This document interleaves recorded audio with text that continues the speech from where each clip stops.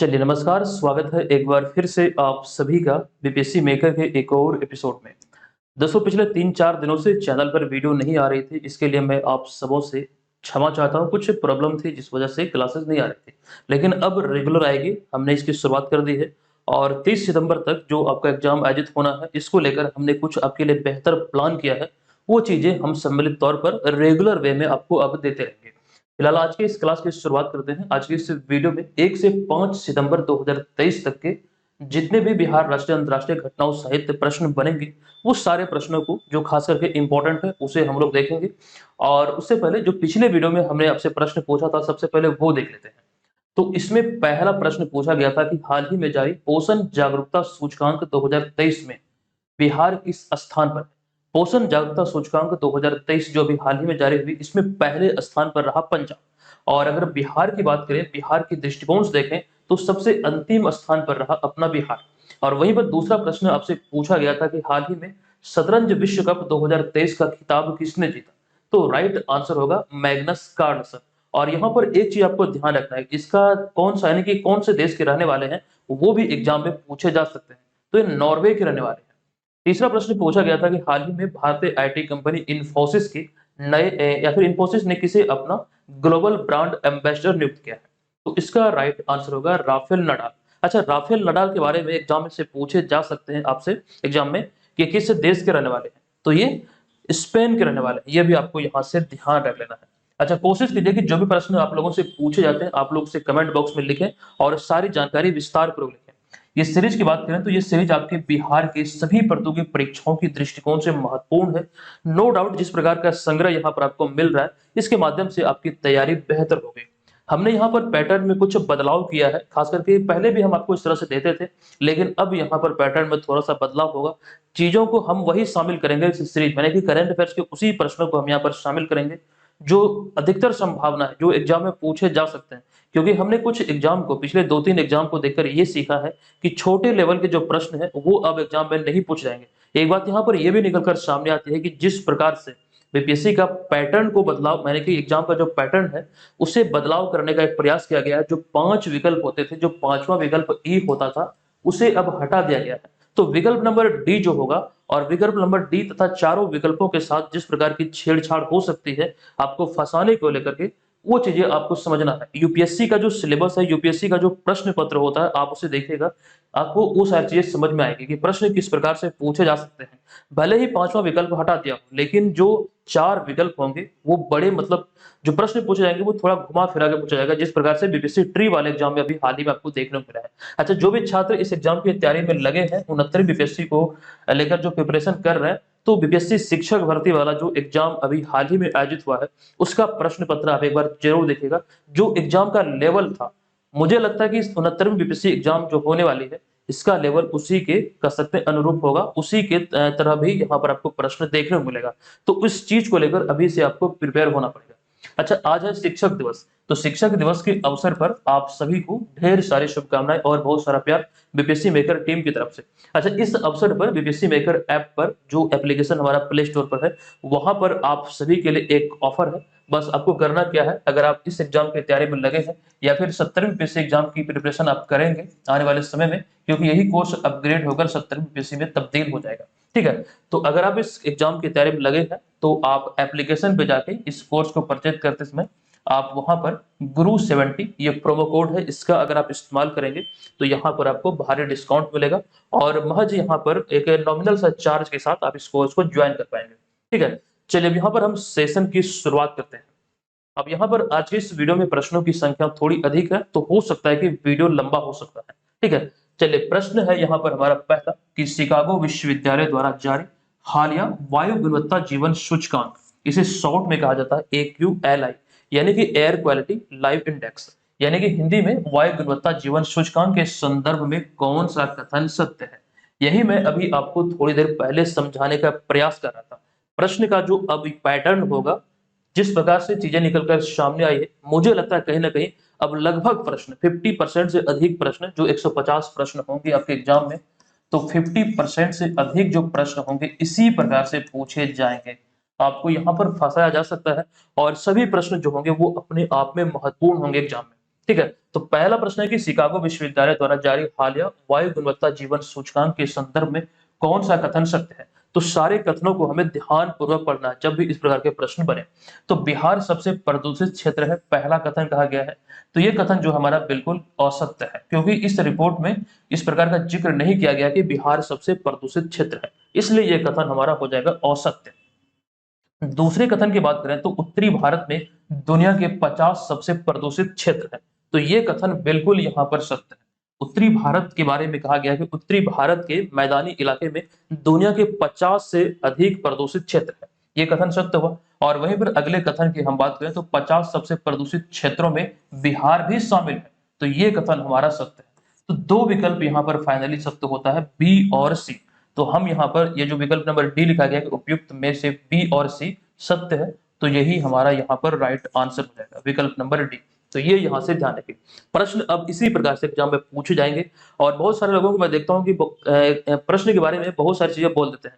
ठीक है, जो भी चीजें हम आपको बतलाते हैं पूर्ण रूप से हम पे भरोसा रखिए, हम समय के साथ चीजों को अपग्रेड करते रहते हैं। जिस प्रकार से एग्जाम में आपको प्रश्न देखने को मिलता है, खासकर के बीपीएससी ट्री वाले एग्जाम में भी आपको बहुत हेल्प हुआ होगा हमारे मटेरियल से, तो नो डाउट यहाँ से तैयारी को आप बरकरार रखिए। अच्छा, इसका टेस्ट भी हम आपके लिए जल्द लेकर आ रहे हैं, खास करके 69 बीपीएससी एग्जाम की बात करें तो इसका टेस्ट भी, यानी कि करंट अफेयर्स के जो सिलेक्टेड प्रश्न है उसका टेस्ट भी हम आपके लिए जल्द लेकर आ रहे हैं। आप लोग से जरूर देखिएगा। हालांकि इसमें शुरुआत इसकी हो चुकी है, कुछ सेट हमने आपको ऑलरेडी प्रोवाइड भी कर दिया है, तो अब से जो आपको मिलेगा इसमें जो चेंजेस होगी वो आपको ध्यान रखना है, उसी के अनुरूप अपनी प्रिपरेशन को आगे बढ़ाना है, क्योंकि अभी भी लगभग 1 महीने का समय आपके पास है, तो इसमें बहुत सारी चीजें आप कर सकते हैं। चलिए अब यहाँ पर इस प्रश्न के बारे में जो हमने इस रिपोर्ट के बारे में चर्चा किया उसको देख लेते हैं। तो शिकागो विश्वविद्यालय की ओर से 2023 के लिए हाल ही में वायु गुणवत्ता जीवन सूचकांक यानी कि एयर क्वालिटी लाइफ इंडेक्स जारी किया गया। अच्छा, इस सूचकांक के बारे में जो सारी चीजें निकलकर सामने आती है वो हमने यहाँ पर शामिल किया है, यहीं से आपके एग्जाम में प्रश्न बनेंगे। तो इस सूचकांक के अनुसार भारत के उत्तरी मैदानी इलाके में दुनिया के 50 सबसे प्रदूषित क्षेत्र है। यहाँ पर कंफ्यूजन में मत पड़िएगा, यहाँ पर हमने लिखा है सिर्फ 50 सबसे प्रदूषित क्षेत्र है, ना कि ये लिखा है कि 50%। यहाँ पर आपको ये ध्यान रखना है कि उत्तरी मैदानी इलाके में भारत के दुनिया के 50 सबसे प्रदूषित क्षेत्र है, और इन प्रदूषित क्षेत्रों की बात करें तो इनमें बिहार, चंडीगढ़, दिल्ली, हरियाणा, पंजाब, उत्तर प्रदेश और पश्चिम बंगाल के अधिकांश हिस्से शामिल है। अच्छा, यहाँ पर इस रिपोर्ट में इस बात का भी जिक्र किया गया है कि भारत के इन क्षेत्रों में जो ये 7 क्षेत्र है, यहाँ पर जो हमने लिखा है ये 7 क्षेत्रों का नाम यहाँ पर है, तो इन क्षेत्रों में सूक्ष्म कणीय वायु प्रदूषण यानी कि PM 2.5 के कारण जीवन आयु जो है ये 8 साल औसतन कम हो रही है। इस रिपोर्ट में इस बात का भी जिक्र किया गया है। तो मूल रूप से इस रिपोर्ट से संबंधित अगर कोई प्रश्न एग्जाम में बनते हैं तो वो यहीं से बनेंगे। ठीक है, इसको ध्यान रख लेना आपको। चलिए अब यहाँ पर हम चलते हैं अगले प्रश्न पे। हमारा अगला होगा दूसरा प्रश्न। तो ये दूसरा प्रश्न है कि 5 सितंबर 2023 को शिक्षक दिवस के अवसर पर बिहार के कितने शिक्षक को राजकीय शिक्षक पुरस्कार से सम्मानित किया जाएगा? देखिए, यहाँ पर आप एक प्रकार से कंफ्यूजन का शिकार हो सकते हैं। अगर देखने में यहाँ पर थोड़ी सी भी मिस्टेक हुई तो यहाँ पर जो प्रश्न पूछा जा रहा है उसका पूरा का पूरा जो प्रश्न का स्वभाव है वो बदल जाएगा। यहाँ पर ध्यान दीजिएगा, यहाँ पर शब्द का प्रयोग किया गया है राजकीय शिक्षक पुरस्कार। ठीक है, तो सामान्यतः देखा गया कि प्रत्येक वर्ष राजकीय शिक्षक पुरस्कार से बिहार से खास करके 20 शिक्षक को सम्मानित किया जाता है। ठीक है, तो इसका जो राइट आंसर होगा ये होगा विकल्प नंबर ए, यानी कि 20 शिक्षकों को सम्मानित किया जाएगा। अच्छा, यहाँ पर इसके बारे में जहां से आपके एग्जाम में प्रश्न बन सकते हैं, संबंधित तथ्यों की जानकारी हमने साझा किया है कि प्रत्येक वर्ष राष्ट्रीय शिक्षक पुरस्कार के अतिरिक्त बिहार सरकार के द्वारा शिक्षकों को राजकीय शिक्षक पुरस्कार से सम्मानित किया जाता है, और सामान्यतः प्रत्येक वर्ष 20 शिक्षकों को राजकीय शिक्षक पुरस्कार से सम्मानित किया जाता है। उसी का जिक्र यहाँ पर है कि इस वर्ष भी राजकीय शिक्षक पुरस्कार के लिए 20 शिक्षकों का चयन किया गया है। अच्छा, वहीं पर दूसरी ओर राजकीय शिक्षक पुरस्कार के अतिरिक्त अगर हम बात करें राष्ट्रीय शिक्षक पुरस्कार के बारे में, तो हालांकि इसके बारे में समृद्ध जानकारी जो जहां से एग्जाम में प्रश्न बन सकते हैं उसका जिक्र हमने आपके साथ पहले भी कर दिया है। तो यहाँ पर हमने पुनः रिविजन पर्पज से शामिल किया है कि राष्ट्रपति द्रौपदी मुर्मू के द्वारा देश के 75 शिक्षकों को या फिर 75 शिक्षकों को पुरस्कार से सम्मानित किया जाएगा। और यहाँ पर देखिए, एक चीज समझना है आपको, हमने पिछले वीडियो में आपको बतलाया था कि 50 शिक्षकों को सम्मानित किया जाएगा। दरअसल यहाँ पर एक कंडीशन है, अगर प्रश्न को डीप में जाकर पूछा जाएगा, सबसे पहले इस वाले पॉइंट को आप देख लीजिए, उसके बाद यहाँ पर हम इसमें चर्चा करेंगे। तो राष्ट्रपति द्रौपदी मुर्मू जो कि भारत की 15वीं राष्ट्रपति है, ठीक है, 15वें राष्ट्रपति हैं और इनके द्वारा 5 सितंबर 2023 को यानी कि आज 75 शिक्षकों को इस पुरस्कार से यानी कि राष्ट्रीय शिक्षक पुरस्कार से सम्मानित किया जाएगा। और इन 75 शिक्षकों में 50 स्कूली शिक्षक, इसके अतिरिक्त उच्च शिक्षा के 13 और साथ ही साथ कौशल विकास एवं उद्यमिता मंत्रालय के 12 शिक्षक इसमें शामिल है। तो कुल मिला के शिक्षकों को जो सम्मानित किया जाएगा उसकी संख्या है 75। तो ये कंडीशन यहाँ से ध्यान रखिएगा, हो सकता है यहाँ से आप कंफ्यूजन का शिकार, ठीक है, तो ये कंडीशन यहाँ से ध्यान रखिएगा। अच्छा, वहीं पर बिहार के संदर्भ में राष्ट्रीय शिक्षक पुरस्कार की बात करें तो यहाँ पर आपको ये हमने जानकारी दिया था कि बिहार सरकार के द्वारा बिहार से कुल 6 शिक्षकों की सूची राष्ट्रीय शिक्षक पुरस्कार के लिए भेजा गया था, लेकिन जो नॉमिनेशन 6 शिक्षकों को हुआ था उनमें से 3 शिक्षक का चयन हुआ। यहाँ पर उसी का जिक्र किया गया कि बिहार से 3 शिक्षकों का चयन हुआ और इन 3 शिक्षकों में अनिल कुमार कैमूर, विजेंद्र कुमार सीतामढ़ी, कुमारी गुड्डी किशनगंज, ये 3 शिक्षक का चयन हुआ राष्ट्रीय शिक्षक पुरस्कार के लिए बिहार से। अच्छा, अन्य राज्यों की बात करें तो अन्य राज्यों में आंध्र प्रदेश से 3, उत्तर प्रदेश से 2, झारखंड से 2, पश्चिम बंगाल से 1 तथा दिल्ली से 1 शिक्षकों का चयन किया गया। अच्छा, यहाँ पर एक जानकारी हमने आपको ये भी दिया था कि आंध्र प्रदेश और बिहार ये 2 ऐसे राज्य हैं जहां से 3-3 शिक्षकों का चयन राष्ट्रीय शिक्षक पुरस्कार 2023 के लिए हुआ है। और ये 2 राज्य ऐसे राज्य हैं जहां से मतलब इस बार की स्थिति को ध्यान में रखते हुए देखें तो सर्वाधिक जो शिक्षकों का चयन हुआ है 3-3 शिक्षकों का, ये इन्हीं 2 राज्यों से हुआ है। यानी कि इस मामले में आंध्र प्रदेश और बिहार इस बार टॉप पर है। ये चीजें यहाँ से ध्यान रखिए। अच्छा, राष्ट्रीय शिक्षक पुरस्कार 2023 के बारे में हमने यहाँ पर जानकारी दिया है। अनिल कुमार सिंह जो कि कैमूर के हैं, विजेंद्र कुमार सीतामढ़ी के और कुमारी गुड्डी किशनगंज के, ये वर्ष 2023 के राष्ट्रीय शिक्षक पुरस्कार की बात हो रही है। हालांकि पिछले वर्ष 2022 के लिए जो राष्ट्रीय शिक्षक पुरस्कार दिया गया था 2 शिक्षक को, निशी कुमारी जो कि पटना की और सौरभ सुमन जो कि सुपौल के रहने वाले थे। ये आप यहाँ पर ध्यान रखें। प्रत्येक वर्ष राष्ट्रीय शिक्षक दिवस के अवसर पर ही ये पुरस्कारों की घोषणा की जाती है, फिर इन्हें सम्मानित किया जाता है। घोषणा पहले होती है बल्कि 5 सितंबर को सम्मानित किया जाता है।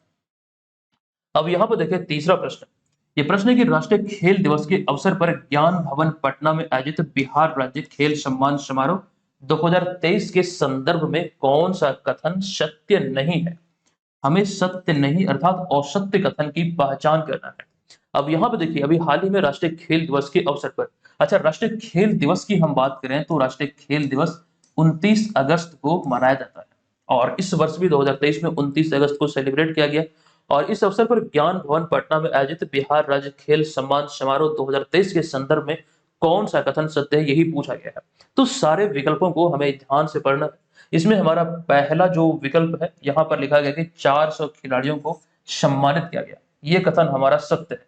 क्योंकि हमें कौन सा कथन सत्य नहीं है इसकी पहचान करना, ये तो सत्य हो गया। दूसरे कथन की बात करें तो 11 प्रशिक्षकों को सम्मानित किया गया, ये भी कथन यहाँ पर हमारा सत्य है। तीसरे कथन की बात करें तो राष्ट्रीय खेल दिवस 29 अगस्त को मनाया जाता है, ये भी कथन सत्य है। विकल्प नंबर डी देखें, राष्ट्रीय खेल दिवस मनाने की शुरुआत जो हुई थी वर्ष 1983 में हुई थी, ये कथन जो है असत्य है और यही हमारा राइट आंसर हो जाएगा। अच्छा, 1983 की बात हुई है, इसके बारे में प्रश्न के बारे में डिटेल से जानेंगे, लेकिन उससे पहले 1983 की चर्चा कर लेते हैं। 1983 वो तिथि है या फिर वो ईस्वी है जिस वर्ष भारत ने एक दिवसीय क्रिकेट इतिहास में पहली बार विश्व कप का खिताब अपने नाम किया था कपिल देव की अगुवाई में। अच्छा, 2 बार विश्व कप वनडे खिताब भारत ने अपने नाम कर चुका अब तक। एक बार 1983 में कपिल देव की अगुवाई में और दूसरी बार वर्ष 2011 में महेंद्र सिंह धोनी की कप्तानी में। अच्छा, यहाँ पर इसके बारे में जिक्र हमने किया है कि प्रत्येक वर्ष 29 अगस्त को राष्ट्रीय खेल दिवस मनाया जाता है। अच्छा, इस अवसर पर ज्ञान भवन पटना में आयोजित बिहार राज्य खेल सम्मान समारोह 2023 में विभिन्न खेल प्रतिस्पर्धाओं या फिर स्पर्धाओं में उत्कृष्ट प्रदर्शन करने वाले 400 खिलाड़ियों एवं 11 प्रशिक्षकों को सम्मानित किया गया है। ये आंकड़े यहाँ से ध्यान रखिएगा, अगर खिलाड़ियों की बात हो तो 400 खिलाड़ियों और प्रशिक्षकों की बात हो तो 11 प्रशिक्षकों को सम्मानित किया गया। अच्छा, यहाँ पर आपको ये कंडीशन ध्यान रखना है, इन 400 खिलाड़ियों में से जो खिलाड़ी शामिल थे उसमें से आपको ध्यान रखना है कि 17 ऐसे खिलाड़ी थे जो अंतरराष्ट्रीय स्तर पर पदक जीतकर बिहार को गौरवान्वित किया है और वहीं पर 383 ऐसे खिलाड़ी थे जिन्होंने राष्ट्रीय स्तर पर पदक जीतकर बिहार को गौरवान्वित किया है।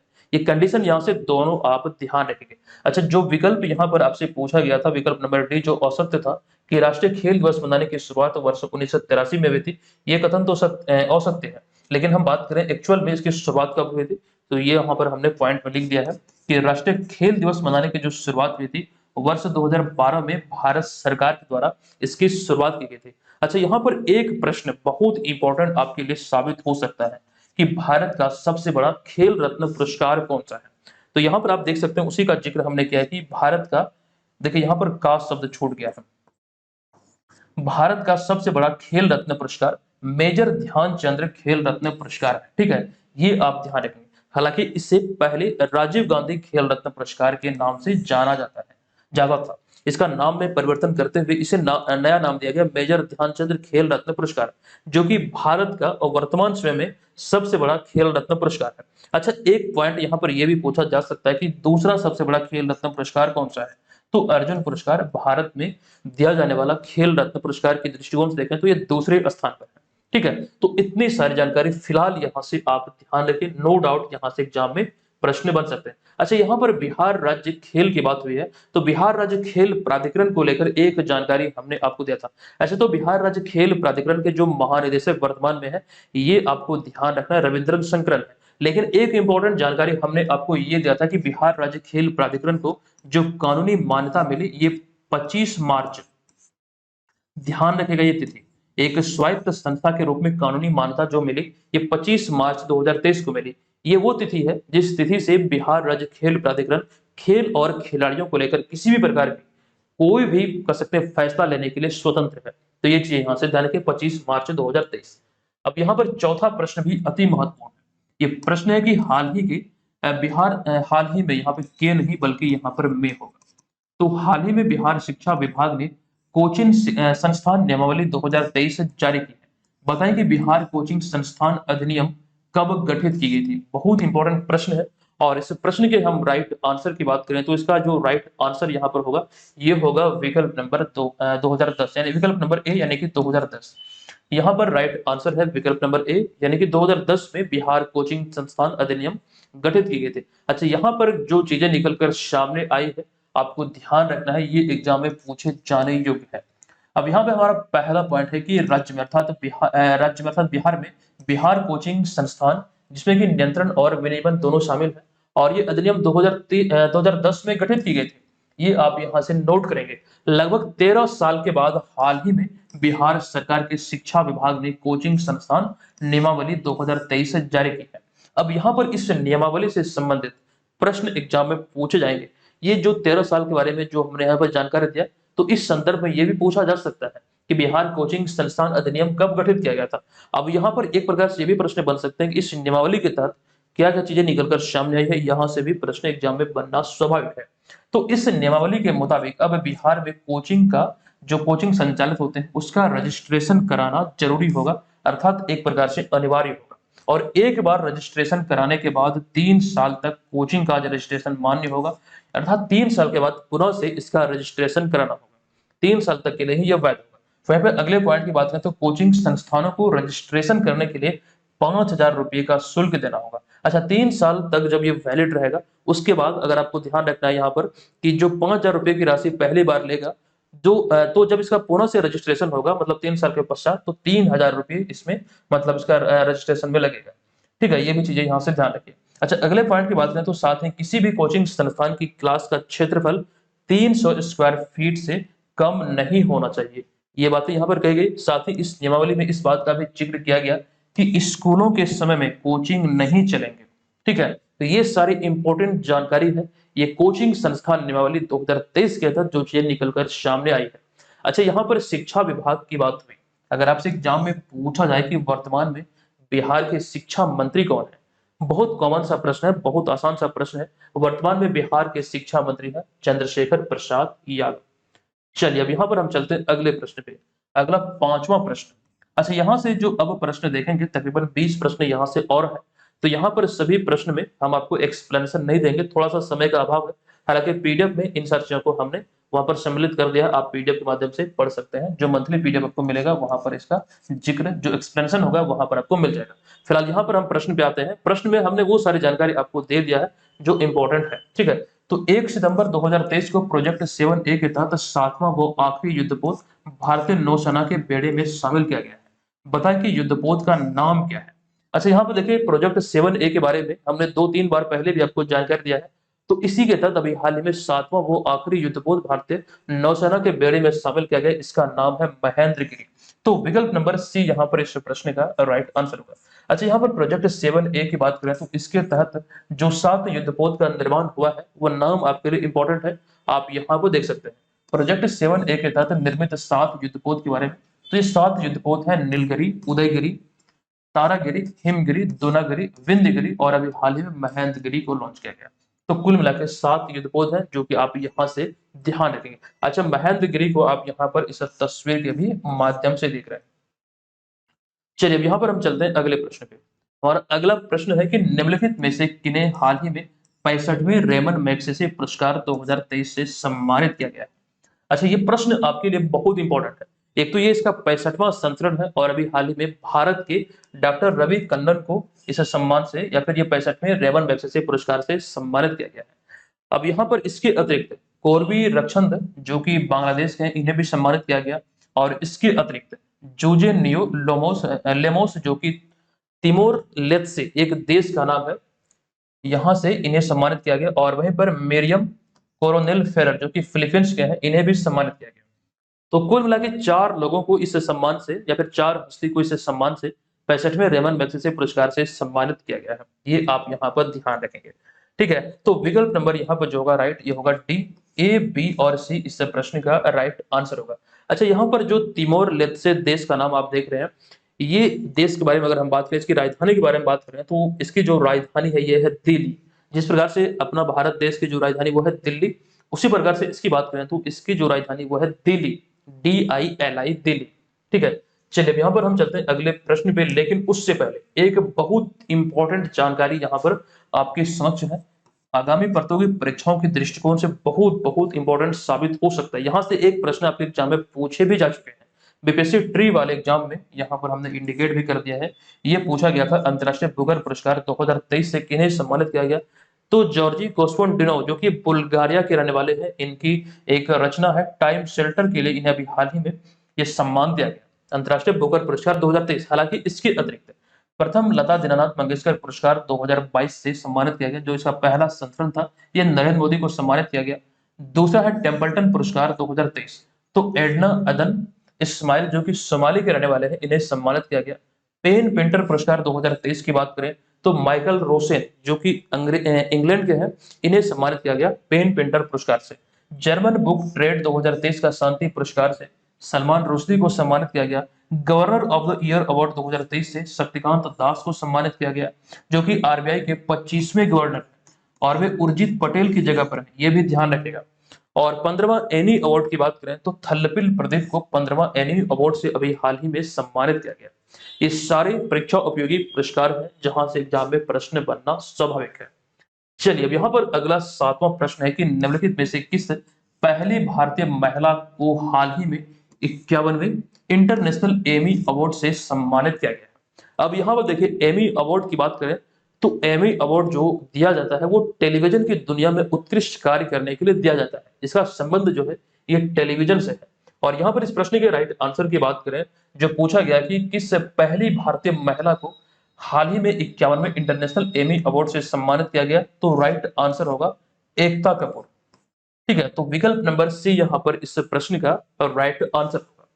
नेक्स्ट यहाँ पर 8वां प्रश्न है कि किस राज्य सरकार ने हाल ही में ओबीसी आरक्षण को 10% से बढ़ाकर 27% कर दिया है?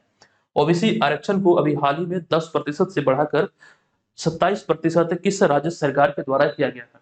तो इस प्रश्न का जो राइट आंसर होगा ये होगा गुजरात। अभी हाल ही में गुजरात सरकार के द्वारा इसमें इजाफा किया गया ओबीसी आरक्षण में, जो पहले 10% था अब 27% कर दिया गया है। नेक्स्ट अब यहाँ पर हमारा 9वां प्रश्न है कि हाल ही में किस राज्य के चोखुआ चावल, जिसे कि मैजिक राइस भी कहा जाता है, प्रश्न है कि हाल ही में किस राज्य के चोखुआ चावल या फिर मैजिक राइस और साथ ही भद्रवाह राजमा को भौगोलिक संकेतक अर्थात जीआई टैग दिया गया है? अब यहाँ पर देखिए, प्रश्न को ध्यान से पढ़िएगा और आंसर का भी चुनाव जो होगा वो एकदम से अच्छी तरीके से आप कीजिएगा, क्योंकि यहाँ पर ये जो दोनों जो प्रोडक्ट है वो दोनों अलग अलग राज्य से संबंधित है।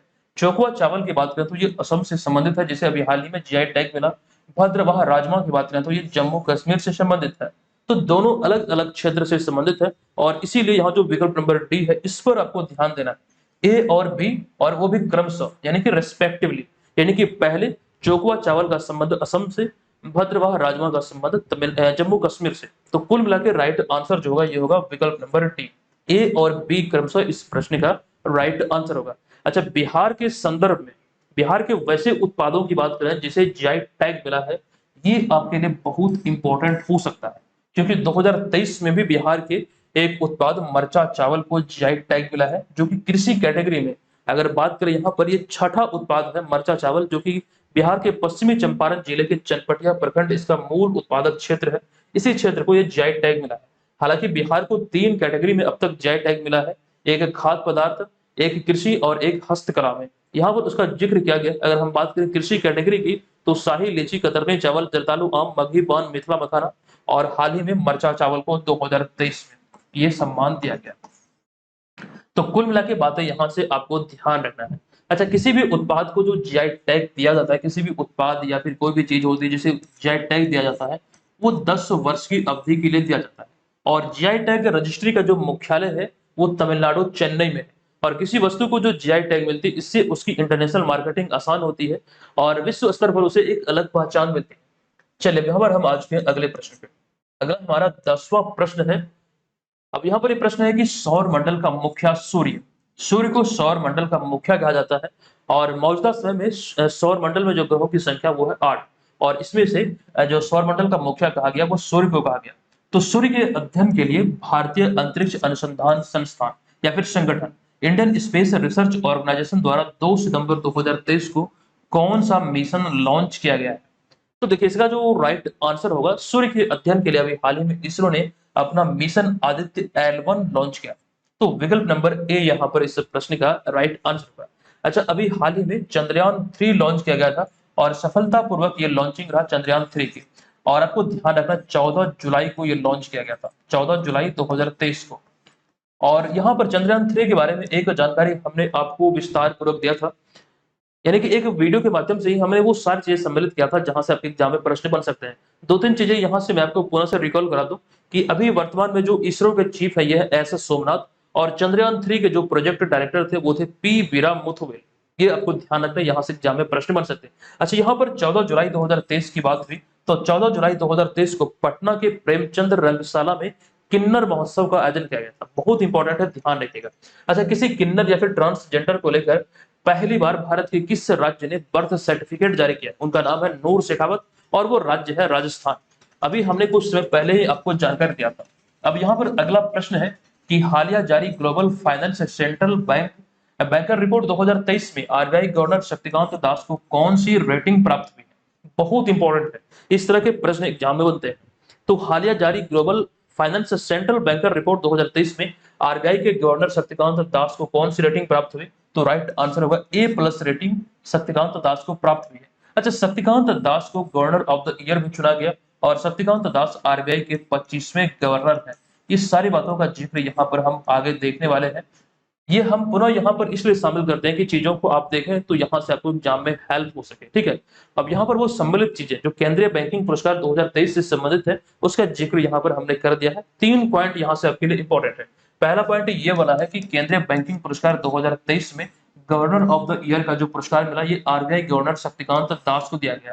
अच्छा, ये दूसरी बार है जब आरबीआई के किसी गवर्नर को गवर्नर ऑफ द ईयर पुरस्कार से सम्मानित किया गया है। इससे पहले पहली बार की हम बात करें तो इससे पहले किसी आरबीआई गवर्नर ने ये जो अवार्ड जीता था 2015 में, और वे गवर्नर थे रघुराम राजन।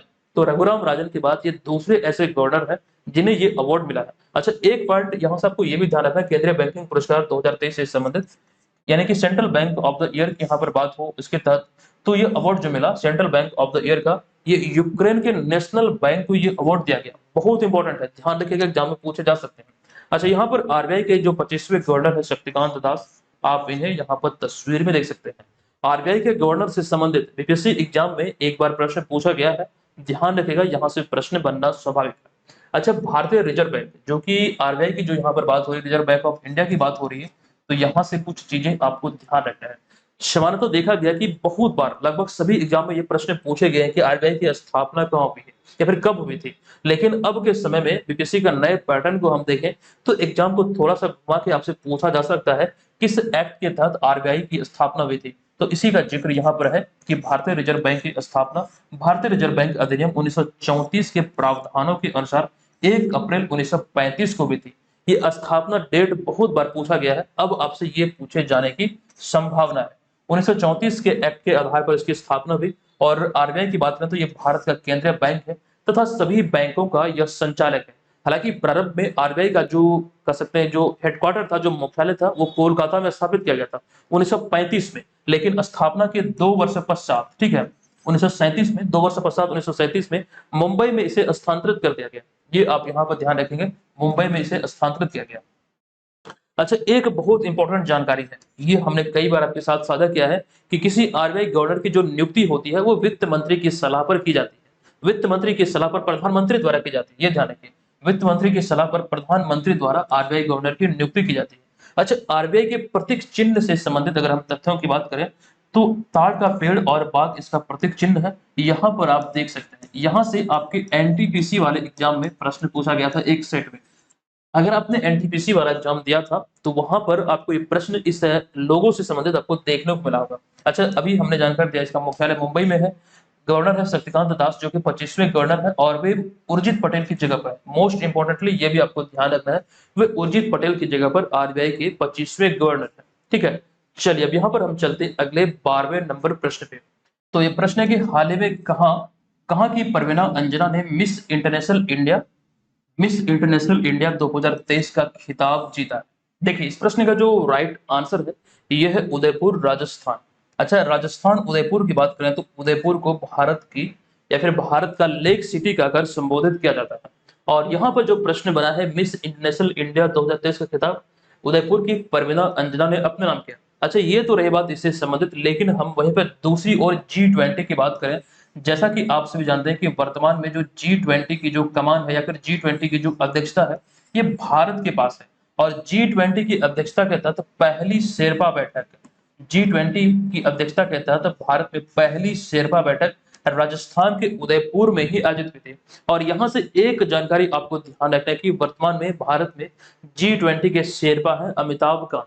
और शेरपा शब्द का जो एक प्रकार से हमने आसान भाषा में आपको बतलाया था कि शेरपा शब्द को आप इस प्रकार से समझ सकते हैं, शेरपा का जो अर्थ होता है वो होता है दूत, यानी कि G20 का जो दूत है वर्तमान में यह है अमिताभ कांत। चलिए अब यहाँ पर आ चुके हैं 13वें नंबर प्रश्न। ये प्रश्न है कि हाल ही में आयोजित ज्यूरिख डायमंड लीग 2023 प्रतियोगिता में नीरज चोपड़ा ने कौन सा पदक जीता है। बहुत इंपॉर्टेंट है। अगर हम बात करें ज्यूरिख डायमंड लीग 2023 प्रतियोगिता की तो नीरज चोपड़ा ने इसमें रजत पदक अर्थात सिल्वर मेडल अपने नाम किया है। नीरज चोपड़ा की बात करें तो नीरज चोपड़ा हरियाणा के रहने वाले हैं। इन्होंने टोक्यो 2020 में गोल्ड मेडल जीतकर भारत को गौरवान्वित किया था। इसका राइट आंसर होगा विकल्प नंबर डी, यानी कि सिल्वर मेडल अर्थात रजत पदक।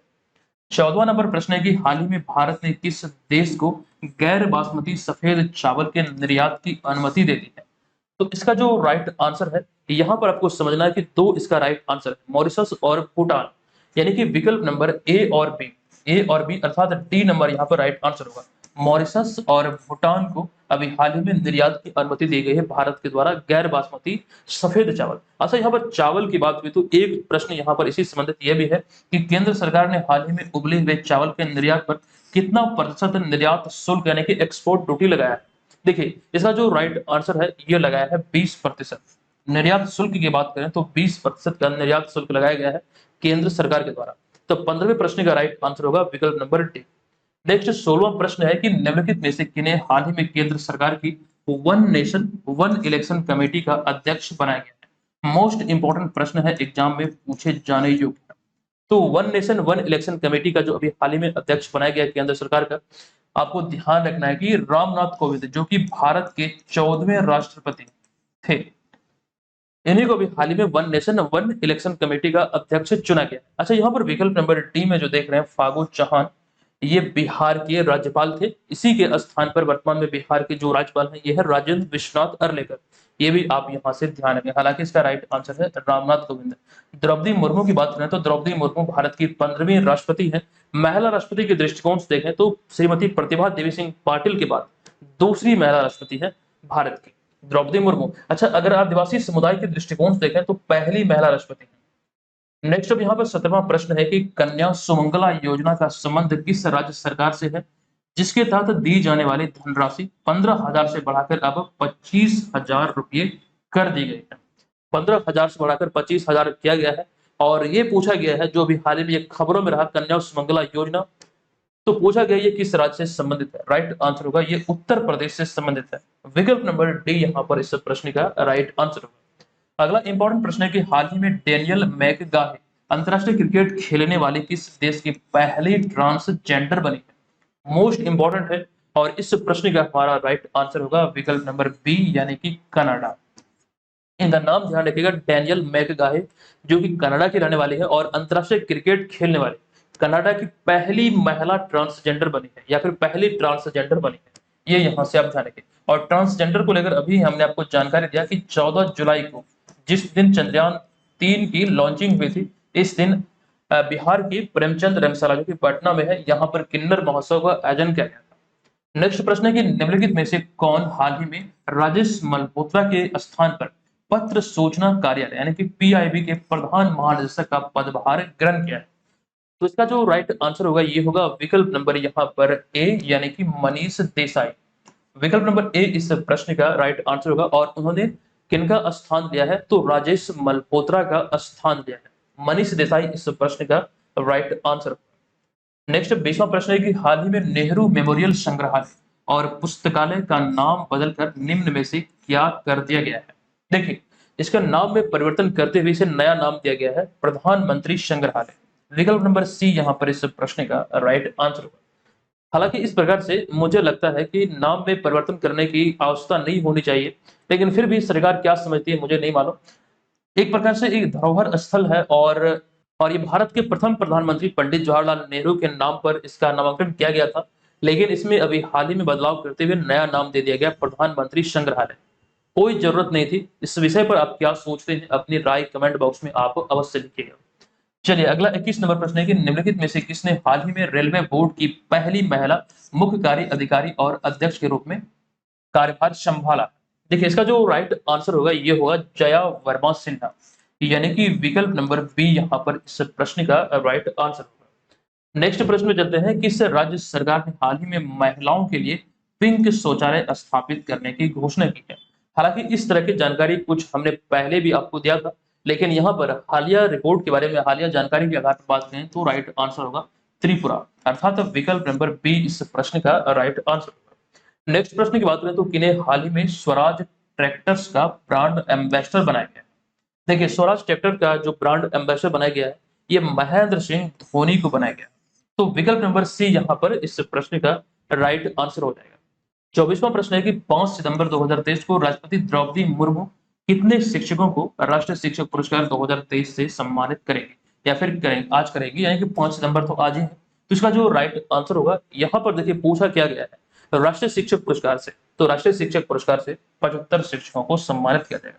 यहीं पर राष्ट्रीय शिक्षक पुरस्कार के तहत अगर पूछा जाता स्कूली शिक्षकों, तो कुल मिलाकर इसकी संख्या हो जाती 50। इसको लेकर हमने कुछ कंडीशन थी, जो जानकारी हमने आपको कुछ समय पहले वो आपको दे दिया। अब यहाँ पर हम आज के इस वीडियो के प्रश्न पे हमेशा की तरह इसमें 3 प्रश्न आपसे पूछे गए हैं, आपको आंसर करना है इसके बारे में। पहला प्रश्न है कि 5 सितंबर 2023 को राष्ट्रीय शिक्षक पुरस्कार 2023 से बिहार के कितने शिक्षकों को सम्मानित किए जाएंगे या फिर किए जा चुके हैं? दूसरा प्रश्न है कि हाल ही में किस अंतरिक्ष एजेंसी ने क्रू 7 मिशन को अंतरराष्ट्रीय अंतरिक्ष स्टेशन में प्रक्षेपित किया है? तीसरा प्रश्न है कि नीरज चोपड़ा ने वर्ल्ड एथलेटिक्स चैंपियनशिप 2023 में स्वर्ण पदक जीता है। बताएं कि उनकी सर्वश्रेष्ठ थ्रो कितने मीटर की थी जिसके साथ वे स्वर्ण पदक जीते हैं विश्व एथलेटिक्स चैंपियनशिप में। ठीक है, तो ये तीनों प्रश्नों का आंसर आपको कमेंट बॉक्स में लिखना है। अच्छा, एक जानकारी जो हमने आपको शिक्षक दिवस के बारे में दिया था, शिक्षक दिवस के अवसर पर जो ऑफर आई है, आप यहाँ पर क्लियर देख सकते हैं। इस अवसर पर हमारी टीम की तरफ से आपको ये प्रोमो कोड दिया जा रहा है। अच्छा, यहाँ पर एक जानकारी आपको दे दूं कि प्रोमो कोड जो आपको मिल रहा है ये केवल 500 छात्रों के लिए है। इस प्रोमो कोड का जो इस्तेमाल है वो केवल और केवल 500 बार ही किया जा सकता है, तो आप जल्दी से इसे ज्वाइन कर लीजिए। नो डाउट यहाँ से आपको भरपूर हेल्प मिलेगी। यही कोर्स आपका 70वें बेसिक एग्जाम में भी तब्दील हो जाएगा। दोबारा से आपको पेमेंट करने की आवश्यकता नहीं होगी। 70वीं के लिए जो भी मटेरियल हमारे होंगे, जो भी आएंगे, वो सभी आपको इसमें मिलता रहेगा। इसी में आपका टेस्ट सीरीज वगैरह है, जो आप यहाँ पर देख सकते हैं, सिलेबस आधारित नोट्स, संपूर्ण बिहार जीके, करंट अफेयर्स का पूरा package, test series, sectional test, previous year paper, वो सभी आपको बीपीएससी मेकर ऐप पर मिल रहा है। अच्छा, इसके अतिरिक्त एक जानकारी ये भी है कि जो करंट अफेयर्स का क्विज सेक्शन है, आप यहाँ पर देख सकते हैं, वो बिल्कुल से निःशुल्क है। हजारों छात्र प्रतिदिन दिन 20 से 30-35 हजार छात्र इसे डेली ज्वाइन करते हैं, तो आप भी इसे जरूर ज्वाइन कीजिए, एकदम से निःशुल्क है। यहाँ से आपकी तैयारी जो है वो बेहतर होगी। चलिए दोस्तों, आज की इस वीडियो को हम यहाँ पर समाप्त करते हैं। ये वीडियो आपको कैसा लगा, आप लोग कमेंट करके जरूर बताइएगा। और करंट अफेयर्स टेस्ट, खास करके 69वीं बीपीएससी एग्जाम की तैयारी में जितने भी छात्र लगे हैं, अब ये समय आ चुका है कि करंट अफेयर्स या फिर जो भी क्वेश्चन सिलेबस है, उसका एकदम से पूरी तरह से एकदम से उसका रिवीजन किया जाए। तो रिवीजन की दिशा में हमने एक बेहतर प्लान आपके लिए किया है, वो जल्द आपको चैनल पर देखने को मिलेगा। चैनल को सब्सक्राइब कर लीजिए और हमारे साथ रेगुलर बने रहिए। और तमाम पीडीएफ फाइल के लिए बीपीएससी मेकर ऐप को जरूर डाउनलोड कीजिए, वहीं पर आपको तमाम पीडीएफ फाइल मिलेंगे, चाहे वो कोई भी पीडीएफ हो। तो जो भी छात्र एप्लीकेशन पर मेंबरशिप लिए हुए हैं, अपने कोर्स में जाकर इन सारी चीजों का पीडीएफ को डाउनलोड कर सकते हैं। चलिए मिलते हैं नेक्स्ट वीडियो में, तब तक के लिए धन्यवाद। जय हिंद।